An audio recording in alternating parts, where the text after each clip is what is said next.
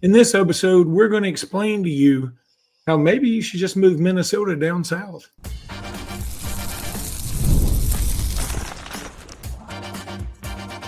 You are Locked On Bama, your daily podcast on the Alabama Crimson Tide, part of the Locked On Podcast Network, your team every day. Hey, everybody, and welcome back into Locked On Bama, AHSA Radio Network's Luke Robinson. That's me. Alabama internet legend Jimmy Stein, that's him. This episode is brought to you by Monarch Money, and I can't wait to tell you about Monarch Money just a little bit. Thank you, every day, for being here every day. Thank you, newbies, for being here today, and thanks, everybody, for making this your first listen every single day. Jimmy, I did get to go to some of a very odd Alabama-Georgia baseball series on Friday night. I'll talk about that in a bit. Quick shout out to Nate, who came up and introduced himself and said he listens to the program. Thank you, Nate. He had a friend with him from LSU for some reason. Get better friends. No, just teasing. He was all right. He was fine. But, you know, we're going to start here, Jim. We also got your roster countdown. It's going to begin today. That's awesome. Now, want to start, though, with recruiting. And, you know, I said in the opening, hey, what about just moving Minnesota to the south? Because Alabama has offered a couple of dudes in Minnesota, one of which has said, hey, it's down to Alabama and Minnesota, a four-star top player in Minnesota. Talked about him a little bit the other day. And now it comes out Alabama has offered this DaJohn, Rob Yarborough, DaJohn or DaJohn. I guess, I don't know, Yarborough, but it's French for DaJohn. And he is a three-star offensive tackle. He's not rated by several services. It doesn't exactly give me the warm and fuzzies, but 6'5", 330 gives me the warm and fuzzies. That's a big kid. Yeah, the first guy is the number one prospect in all of Minnesota. I'm sure you're talking about Roman Voss, who's down to Alabama and Minnesota. He's listed everywhere as an athlete-type prospect. If you look at the services, they list him with the old ATH moniker for athlete, meaning kind of a slash guy that projects at numerous spots. However, Alabama and most everyone else is recruiting him as a tight end. And Brian Ellis himself, Alabama's tight end coach, went all the way to Minnesota to do a home visit, which means we're extremely serious about him. I know a lot of people think that you just casually recruit kids, but you have to consider there is a significant expense with traveling to Minnesota, and it's only done when you feel good about the trip and the kids. So I think this is very realistic, though I think it's fair to say for a kid from that far away that's seriously considering the in-state homeschool, you'd probably say that Minnesota's the favorite. I like Roman Voss a lot. You know, he fits the exact story. Tight ends always have weird stories. I mean, it's not like other positions. We talk about that all the time. It's not like running back or receiver or quarterback. I mean, tight ends are, you look in the NFL, Luke, at the top 40 tight ends, and you almost have 40 different stories about how they got there and their development. So few of them were 5-star, 3-and-done freak athletes. So few of them. So that story exists, but it's far more rare at that position than other spots. And this is your typical slash kid who hasn't played a lot of tight end in high school, kind of just one of these do-it-all guys, but great athlete. I love kids like this. Going to be a hard worker. You know, we're obviously remaking the tight end position. We should do a whole show on that. We clearly want to do more with tight end than what we saw from last year. And they're recruiting a lot of tight ends. I tell they're trying to not necessarily, it'd be great to find Brock Bowers. That would be great. Unfortunately, there's not even one of him per year on the average. So it's very hard to find him, although I think that Bowman kid this year is pretty close. But again, he's kind of pricey and going to Texas, you know. But I think what it looks to me, Luke, is that Alabama's sort of building a basketball roster there at tight end. I mean, that's what you do if you don't have Brock Bowers, right? You mix and match. You're like, hey, here's our 3rd and 10 guy. Here's our 1st and 10 guy. Here's our 3rd and 2 guy. And you build kind of a basketball roster of guys who are very, very good at the one thing, because it's just so hard to find guys who are great at all of it. But we're going to talk about a tight end today when we start on our roster ranking countdown a little later today, because we do have a tight end to mention. Yeah, I can't wait to talk about him. Also want to bring up a running back that's committed to Illinois out of Tampa. And again, not going to move the meter for a lot of recruitniks. Javari Barnett, been committed to Illinois not very long ago. He just committed last month. He's a 3-star just about on every service, a 4-star on 3. I should throw that out there. And the number 274 player. So he's just out of their top 247. And Rivals has him as a 4-star too. I'm just noticing ESPN 24/7 and have him as 3 stars. I'll say this though. If you're a running back and you're recruited by Illinois, all know about who's their head coach is, or used to be the coach at Arkansas and used to be the head coach at Wisconsin, then you know he knows running backs. That's exactly right. While it's not going to move the meter necessarily, if you couple this guy with an E.J. Crowell, all of a sudden things sound better. That's exactly right. First of all, he would be, I mean, I think there was a way, I saw the reaction of this on BOL. There was a way negative reaction to this. And hey, I get it. I'm a recruiting guy. I'm a stars guy. I mean, we always talk about that. I always also want to sign as many highly rated kids as possible. But number one, it's early in the recruiting process. That's number one. But like Luke raised a great point. I would have raised that point myself, and Luke beat me to it. Hey, sometimes some schools might not have a great reputation as the recruiting force, but hey, here's a good tip. If Iowa likes a tight end, you better take a close look. I mean, that's just one example, because Iowa has filled the NFL with tight ends, right?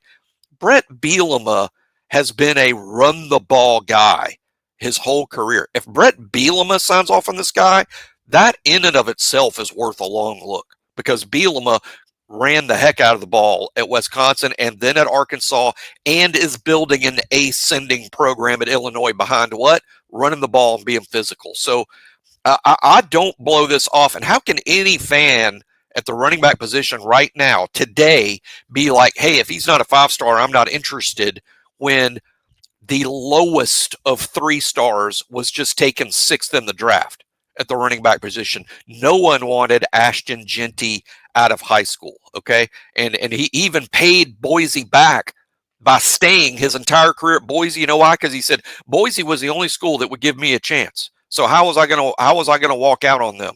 You know, and the 3-star backs are all over the NFL. And again, between all, I say don't write this guy off. And like Luke said, even the best point of all, it's clear who the top target is there at running back, E.J. Crowell.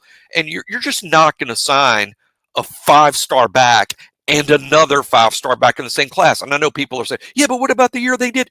Because before NIL, landscape was a little different. And that was Nick Saban. Nick Saban did a lot of things no one else has ever done when it comes to recruiting. Things are a little more normal now. It's no insult to Kalen DeBoer to say, we used to be coached by a cyborg from outer space. Now we're coached by a talented human being. Yeah. And it's not going to be the Saban thing. Okay, we just have a talented human normal coach now. So no, there's not going to be Crowell and another 5-star running back. A couple of wide receiver notes, Jimmy. I did a solo pod the other day, but I did have for one segment Randy Lee, who's the play-by-play voice of the BRHS Wildcats, Benjamin Russell, where Cederian Morgan plays. And he was just raving about him. Well, Cederian Morgan apparently visited Colorado this weekend, seems to have had a good time. I'm going to go on record still and believe he ends up at Alabama. He will be committing on July 2nd. Can't wait for that. Also, another wide receiver note, Corey Barber, who you and I love. We like him a lot. He out of Alabama, out of Spain Park, really good player. He commits to Ole Miss. We thought he may end up in this Alabama class. He still might. Still might. But he's committed to Ole Miss right now. And I'm going to tell you something. I think it's a very shrewd move by him. Either it's very shrewd or it's very logical, or both, because it's logical in the sense that, hey, Ole Miss wants me and I'm a bird in hand is worth 2 in the bush. But he could say, I could get the bird in my hand and both of them in the bush if I commit here, and then I can commit to Alabama later. Ole Miss is a pretty elite program right now. It's an elite recruiting program that puts players in the first round of the NFL draft. They throw the ball. Lane Kiffin's an offensive guy. This isn't for people listen to the show that are our age, Luke, and they hear a kid has chosen Ole Miss. I think it's hard to get out of your head the Ole Miss that we sort of grew up with as not being recruiting on the level of Alabama, LSU, Georgia, Tennessee. They do now. They do now. And the fact that he was a take for Ole Miss is actually a positive about how good this kid is. And again, me and Luke have both said, hey, he could end up in Alabama's class. That could still happen. The only reason Luke and I say that's not because we like him more than we like, let's say, for instance, Boobie Feaster. But I think in addition to C.D. Morgan, they want 2 receivers. That's the plan. The plan in this group is 2 receivers. If C.D. Morgan gets 1 spot and you only have 1 spot left, you're not going to commit it to Corey Barber just yet. But don't call him a backup plan. A backup plan sounds like a B. Corey Barber, in my mind, is an A-list guy, but he's just not going to rank ahead of players like Boobie Feaster. I think you got to wait and see what happens with guys like that before you get to Corey Barber, but he's a heck of a player. I think Ole Miss is an awesome choice for him. I think he's going to have a really good career in the SEC somewhere. Monica's really hot. She ain't Rachel, for those old friends, throwbacks. Man, our analogies are why our show is famous. They really are famous or infamous or something. But you know what should be famous? And that's Monarch Money. Monarch Money. Man, I'm telling you, I love this sponsor. Appreciate them being on board so much. Let me tell you something. I've got the wrong one up there. Sorry. MonarchMoney.com is where you want to go. Have you ever checked your bank account? And have you ever wondered, hey, where'd all my money go? I do that a lot, or I was doing it a lot. Then I got Monarch Money. Between dining out, online shopping, and entertainment, it was easy for me to lose track. There's no doubt. And that's where Monarch Money came in for me, and it can come in for you. It's your personal CFO. That's Chief Financial Officer, giving you full visibility and control over your finances. Monarch Money isn't just a budgeting app. It's a complete financial command center. You can track all your accounts, investments, and spending in one place, so you stop just managing your money and start building your wealth. And look, I looked it up because I was like, I really want to know about some of these budgeting apps because I use Monarch Money, but I want to know. Monarch Money was rated the #1 budgeting app according to Forbes. It gets a 9.9 rating. You know why I got 9.9? Because they don't give 10s. And nobody else got a 9.9. Monarch Money did, though, because it's awesome. You need to go check out Monarch Money. Take control of your finances with Monarch Money. Use code LOCKEDONCollege. That's all one word, LOCKEDONCollege at monarchmoney.com for 50% off that first year. Go do it. You will thank me later. monarchmoney.com, code LOCKEDONCollege for half off your first year. monarchmoney.com. The roster countdown is fun every year. We love it. Jimmy loves it. He does it. He spends a lot of time on it. And so you guys should be out there appreciating the heck out of it. Well, no one has to do that. But it is, hey, this is a couple of things that the roster ranking does. And the fun part for me is literally a countdown. You know, Luke calls it a countdown. It's 2 things. It's a ranking of the roster. Who's the best player on the team? That guy's a #1. Maybe it's Ryan. We'll find out later this summer. Who's the best player on the team's #1? Who's the second best player's #2? We do it all the way down to the bottom of the scholarship group. And we're going to start with 82. Why are we starting with 82? Because yesterday, and we're recording this on a Sunday. Happy Mother's Day to everyone, by the way. We're recording this on Sunday, Mother's Day.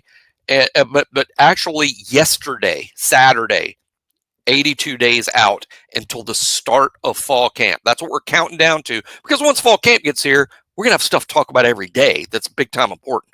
So we do the roster ranking to count down to the start of fall camp, and also at the same time have a fun opinion on ranking the roster. A lot of y'all are going to disagree with this because when you rank 82 kids, a lot of y'all are going to say, hey, he shouldn't be 82, he should be 76 or whatever. And that's part of the fun of it. But anyway, 82, we're going to do 2 today because it started yesterday. My suggestion to those people, Jimmy, is get you up a countdown or roster ranking. Yeah, you rank 82 guys. Of course, people are going to disagree with. There's only one that we're all going to agree with at #1. And I will say I wavered on it. Y'all could be surprised. I wavered on #1 for a couple of reasons, but we will talk about that July 30th, which will be the day that #1, because July 31st, we believe, is the start of fall camp at Alabama. But number 82, look, This is a ranking of the best players on the team this fall. So the guys at the bottom, and I hate putting people at the bottom, but the guys at the bottom are guys that I project to redshirt. And I could be wrong. I could be wrong. And if you like, there's no way that guy's going to redshirt, then, tell us in the comments, tell us on Twitter that I'm just wrong about that. But I think the most likely redshirt on the team, number 82, is London Simmons, the defensive tackle from Hartfield Academy in Jackson, Mississippi. And this is why I'm going to start with this. Late arrival, right? He wasn't here this spring. That puts any guy behind. Secondly, he plays a position where you most often see red shirts. Any player that plays at the line of scrimmage probably needs a year to mature body-wise. It's rough. It's rough playing with the SEC adults when you're an 18-year-old signee. Third, Alabama's got decent enough depth at defensive tackle. It's not ideal, but it's decent enough with guys like James Smith and Tim Keenan and Edric Hill and Kelby Collins and Jeremiah Beeman and Steve Bomawa, who's going to play right away. But I think between the depth, being a late arrival, and being a guy that fluctuated in weight throughout his high school career. He was very heavy at one point in his high school career. He slimmed down, but this is a kid that's clearly still working on his body. And like any other SEC defensive lineman, he's got a lot of work ahead of him in that regard because, that's just a grown man thing down there in the trenches. I'm very high on London Simmons. I know I'm ranking him at the bottom, but I also say this, he could easily be in the playing rotation next year. We're talking about a guy who might redshirt and then be rotating in with the first team in his redshirt freshman year because I'm pretty high on this guy long term. We'll jump to 81, which is today, 81 days out, excuse me, as I record this, and that's Caleb Edwards, the tight end. The tight end from California, Caleb Edwards. You got choked up. I'm very emotional when I rank these guys over the course of 2 weeks. Got him. You talk for a second about Caleb Edwards. All right, I'm going to mute you till you're ready.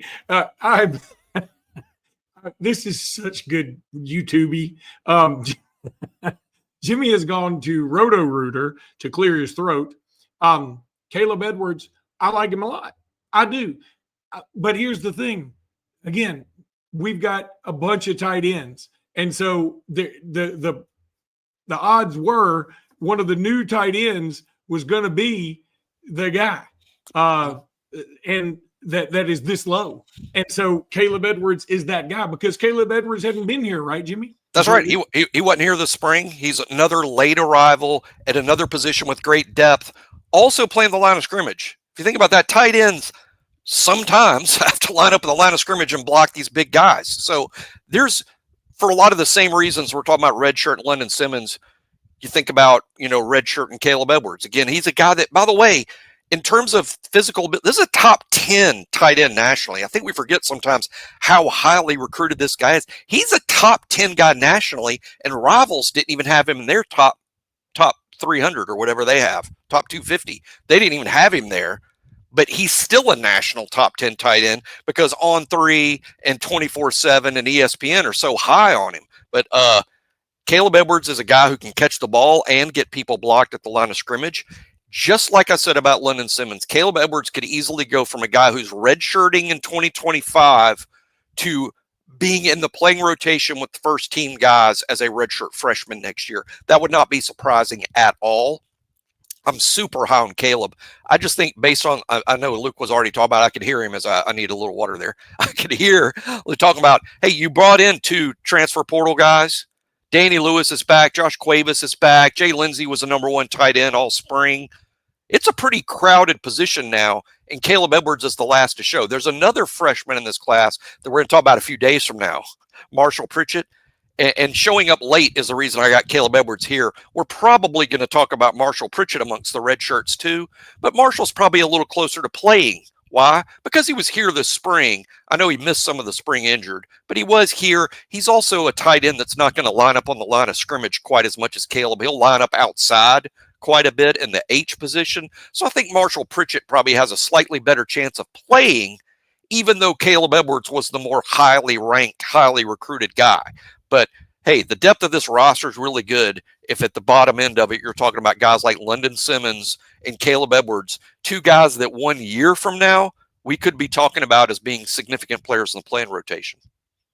Yeah, that's the key to this is you've got to rank them this low because you don't know much about them. And now Caleb Edwards a little bit different. Neither one of them was like super highly rated. Caleb Edwards was by some services, as you mentioned, but London Simmons was sort of high 3, low 4 guy, and with a very senior upperclassman laden defensive line. I think it's going to be harder for him to break through. So it's going to be very difficult to have ranked him anywhere else. Yeah, that's right. And I hate putting guys at the bottom. I really do. And my hope every time that when I put somebody at the bottom is that, wow, that they're like, prove me wrong, and their first team true freshman players. I will gladly eat that crow. I will be happy to be that wrong. Because I just hate putting guys here at the bottom. But the guys at the bottom. One of them used it as locker room material. Like they just put this podcast up and like that Jimmy Stein. I'm going to show you. I'm not going to be 84. I'm going to be number 76. It's probably come up before. You know who did that one time? It was a long time ago, but not on our roster ranking countdown. I think it was even before talking Tuscaloosa. Ryan Anderson did not like where I ranked him on one of my top 16. I used to do a top 16 in state. He mentioned it. Let me say this. Bad idea for you.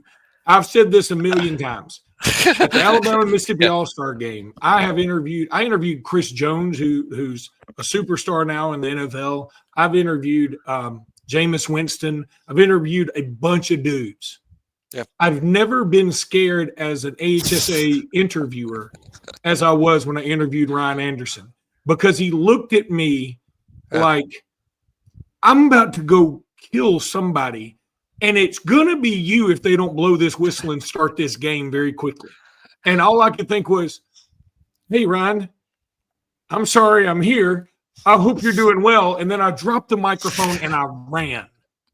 He was a scary character. He is. He really is. The irony is, when he was in the 9th or 10th grade, I was one of the first people in the whole state to ever be talking about him. I mean, back when no one knew he was because he was just becoming a thing at Daphne. I identified him as a really good player very early in his career, but I don't think he liked where I had him ranked at the end, which was probably something like, 9th, which is like a top 10 prospect in Alabama is like really good. But I get it. These guys, they want to be higher and feel like they deserve it. And Ryan had a heck of a career at Alabama. Great player. I was wrong. I underrated him a little bit.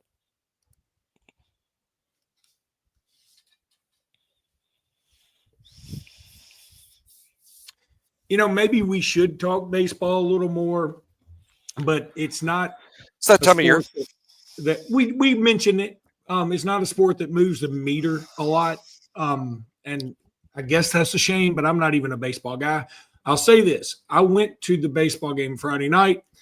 That even if they announced that, okay, it's going to be a doubleheader Friday and we're going to move Saturday back because the weather was all screwy. And we got to the Georgia game. It was funny. I checked the score on the way to the game. It was me and my son, my wife, and a daughter and her friend. And I checked the score and I'm like, ooh, Alabama's up 3-1. Okay, good. Beating number 16 in the country. I get to the stadium. We park. I look at the scoreboard. It's like 12-3. And I'm like, what happened? It ended up being like 19-4, whatever it was. It was ugly. And then there was, the rain started coming, and it sort of just rained the whole time. And then the second game started, and we watched Georgia scored 2 runs in the first, and then we scored 2 runs, I think. So in the end, we ended up leaving after about the 4th inning and listened to it the rest of the way until it was suspended due to rain. Alabama leading 6-2. Alabama goes on to win that second game. And then just a few moments ago, right here on Mother's Day, happy Mother's Day, everybody, by the way, Alabama ends up winning the series 5-4. That is one of the beautiful things, I guess, about baseball. I mean, you lose 19 to whatever at home in the first game, and then you win the next 2, and all of a sudden you win the series, and you should probably move up in the rankings. It was the number 6 team in the country, and that should get a shout-out. I'll say this, though.